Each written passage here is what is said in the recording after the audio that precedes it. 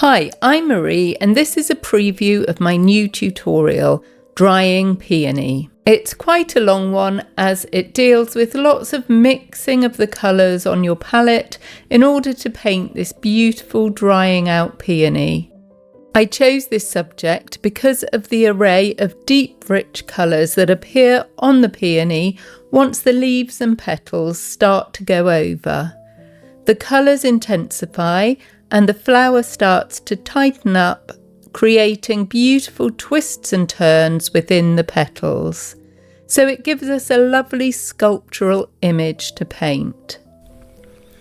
In the tutorial, I talk you through all of my colour choices and the techniques that I use to blend the various colours, and also how to add the details such as veins, blemishes and markings in a way so that they naturally sit within the flower. Most of the painting is wet onto wet, or maybe it's better described as wet onto damp, as I don't wet my paper too much because I need strict control over where I place my paint in order to create the surface texture and pattern and the overall form of the flower. I pay special attention to the tonal values of all the various colours that I apply because I want to create a three-dimensional peony, not just a tapestry of shapes and colour.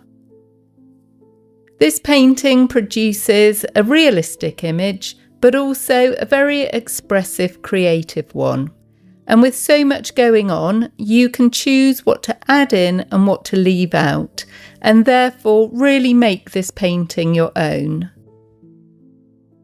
I've broken this tutorial down into 4 parts so that it's easier to follow. And although this is a slightly more advanced tutorial, anyone can follow along, as every single element of the painting and the preparation is broken down into small steps. If you'd like to paint the full tutorial, you can take a look at the Watercolor Members Club, my online school. The link is below. And if you enjoyed this video, please like and subscribe so that you're kept up to date with all of my new releases. Enjoy the rest of this video outlining some of the processes involved in this watercolour painting, and I'll see you the next time. Thanks for watching.